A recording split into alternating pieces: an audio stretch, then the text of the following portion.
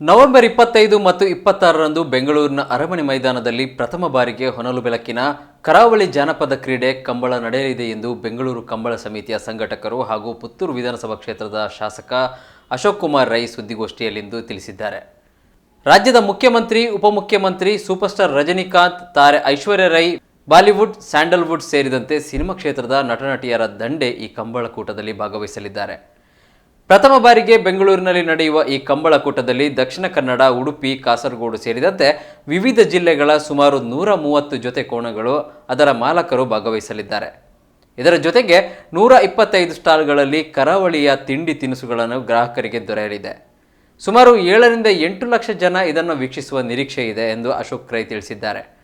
ಸುದ್ದಿಗೋಷ್ಠಿಯಲ್ಲಿ ಉಡುಪಿ ದಕ್ಷಿಣ ಕನ್ನಡ ಕಂಬಳ ಸಮಿತಿಯ ಅಧ್ಯಕ್ಷ ದೇವಿಪ್ರಸಾದ್ ಶೆಟ್ಟಿ, ಕಂಬಳ ಸಮಿತಿಯ ಪದಾಧಿಕಾರಿಗಳಾದ ರೋಹಿತ್ ಹೆಗಡೆ, ಬಾರ್ಕೂರು ಶಾಂತಾರಾಮ ಶೆಟ್ಟಿ, ಲೋಕೇಶ್ ಶೆಟ್ಟಿ, ಚಂದ್ರಹಾಸ್ ಸನಿಲ್, ಮುರಳೀಧರ ರೈ, ವಿಜಯಕುಮಾರ್ ಜೈನ್ ಉಪಸ್ಥಿತರಿದ್ದರು. ನವೆಂಬರ್ 25 ಮತ್ತು 26 2 ದಿವಸ ಅದ್ಧೂರಿಯಾಗಿ ದಕ್ಷಿಣ ಕನ್ನಡ ಜಿಲ್ಲೆಯ ಈ ವೀರ ಕ್ರೀಡೆ ನಡೆಯುತ್ತದೆ.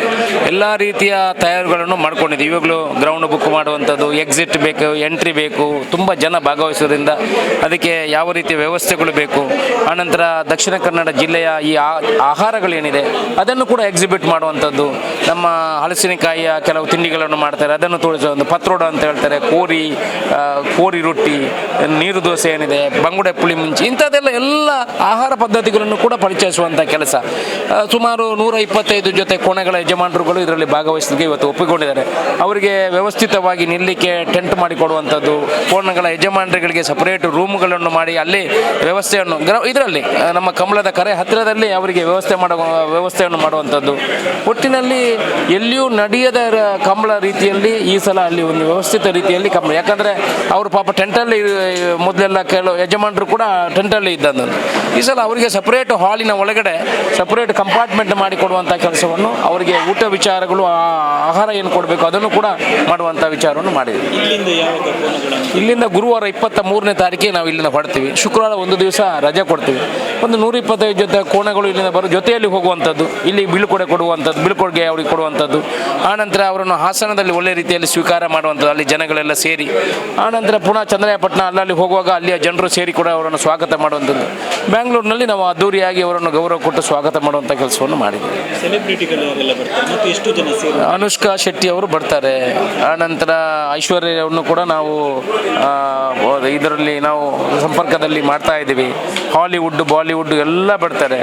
ಆನಂತರ ರಜನಿಕಾಂತ್ ಅವರನ್ನು ಕೂಡ ನಾವು ಸಂಪರ್ಕ ಮಾಡಿ ಅವರು ಕೂಡ ಆಶಯ ವ್ಯಕ್ತಪಡಿಸಿದ್ದಾರೆ. ನಾನು ಕೂಡ ಭಾಗವಹಿಸುವ ವಿಚಾರವನ್ನು ಹೇಳಿದ್ದಾರೆ. ಒಟ್ಟಿನಲ್ಲಿ ಕನ್ನಡದ ಎಲ್ಲ ಆಕ್ಟರ್ಸ್ ಕೂಡ ಅದರಲ್ಲಿ ಭಾಗವಹಿಸುವಂಥ ಒಂದು ಅವರ ಆಸಕ್ತಿಯನ್ನು ತೋರಿಸಿದ್ದಾರೆ. ಯಾಕಂತೇಳಿದರೆ ತುಂಬ ಜನ ನಿರೀಕ್ಷೆಯಲ್ಲಿದ್ದಾರೆ. ಮತ್ತು ಕಾಂತಾರ ಸಿನಿಮಿನಲ್ಲಿ ಕೂಡ ಇದು ಕಂಬಳ ಅಂತ ಏನದು ಗೊತ್ತಾಗಿದ್ದರ ಕಾರಣ ಎಲ್ಲರೂ ಆಸಕ್ತಿಯಲ್ಲಿ ಇದ್ದಾರೆ. ಅಧಿಕಾರಿಗಳು ಕೂಡ ಅವರಿಂದ ಏನಾಗಬೇಕು ಅಂತ ಕೇಳುವಂಥ ಒಂದು ಸಮಯ ಈಗ ಕಂಬಳಕ್ಕೆ ಬಂದಿದೆ. ಒಟ್ಟಿನಲ್ಲಿ ಒಳ್ಳೆಯ ರೀತಿಯ ಕಂಬಳವನ್ನು ನಿರ್ವಹಣೆ ಮಾಡುವಂಥ ಕೆಲಸ. ಸುಮಾರು 125 ಜೊತೆ ಕೋಣೆಗಳನ್ನು ನಾವು ಈಗ ಕೋಣೆಗಳ ಯಜಮಾನರುಗಳು ಒಪ್ಪಿಕೊಂಡಿದ್ದಾರೆ. 125ರಿಂದ 125 ಜೊತೆ ಕೋಣೆಗಳು ಭಾಗವಹಿಸ್ತವೆ. ಆಹಾರದ ಒಂದು ವಿಶೇಷ ಅಂದರೆ ಇಲ್ಲಿ ನಮ್ಮ ಕೋಣೆಗಳ ಯಜಮಾನರುಗಳು ಏನು ಹೇಳ್ತಾರೆ ಅಂತ ಹೇಳಿದ್ರೆ, ನೀರು ಇಲ್ಲಿಂದ ತಗೊಂಡು ಹೋಗಬೇಕು ನೀವು. ಆನಂತರ ಇಲ್ಲಿಯ ನೀರೇ ಕೋಣೆಗಳಿಗೆ ಕೊಡಬೇಕು. ಅದು ಅವರು ಎಷ್ಟು ಅದರ ಬಗ್ಗೆ ಪ್ರೀತಿ ಇದೆ ಅಂತ ಹೇಳಿದರೆ 3 ಟ್ಯಾಂಕರು ಇಲ್ಲ 6 ಟ್ಯಾಂಕರು ನೀರು ಇಲ್ಲಿಂದ ನೀವು ತಗೊಂಡು ಕುಡಿಲಿಕ್ಕೆ. ಅದಕ್ಕೆ ನೀರು ಸ್ವಲ್ಪ ವ್ಯತ್ಯಾಸ ಆದರೂ ಮರು ದಿವಸ ಓಡಿಸ್ಲಿಕ್ಕೆ ಆಗೋದಿಲ್ಲ. ಆನಂತರ ಇಲ್ಲಿಂದನೇ ಪಶು ವೈದ್ಯಕೀಯ ಡಾಕ್ಟ್ರುಗಳು ಹಿಂದೆಯಿಂದ ಬರಬೇಕು, ಆ್ಯಂಬುಲೆನ್ಸ್ ಬರಬೇಕು, ಅಲ್ಲಲ್ಲಿ ಅದಕ್ಕೆ ರೆಸ್ಟ್ ಕೊಡುವಂಥ ವ್ಯವಸ್ಥೆಗಳು ಆಗಬೇಕು. ಆ ಕೋಣೆಗಳಿಗೆ ಆಹಾರವನ್ನು ಅವರೇ ತಯಾರಿಸಿ ಹಾಕ್ತಾರೆ. ಈ ರೀತಿ ಅವರು ಕೋಣೆಗಳ ಬಗ್ಗೆ ಎಲ್ಲ ಕಾಳಜಿಯನ್ನು ವಹಿಸ್ತಾರೆ. ನಾವೊಂದು 5 ರಿಂದ 6 ಕೋಟಿ ನಿರೀಕ್ಷೆ ವೆಚ್ಚ ಆಗ್ಬೋದು ಅಂತ ನಮ್ಮ ಅಂದಾಜು ಪಟ್ಟಿಯನ್ನು ಮಾಡಿದ್ದೀವಿ. ನೋಡಬೇಕು ಯಾವ ರೀತಿ ಆಗ್ತದೆ ಮುಂದಿನ ದಿವಸಗಳಲ್ಲಿ ಅಂತ.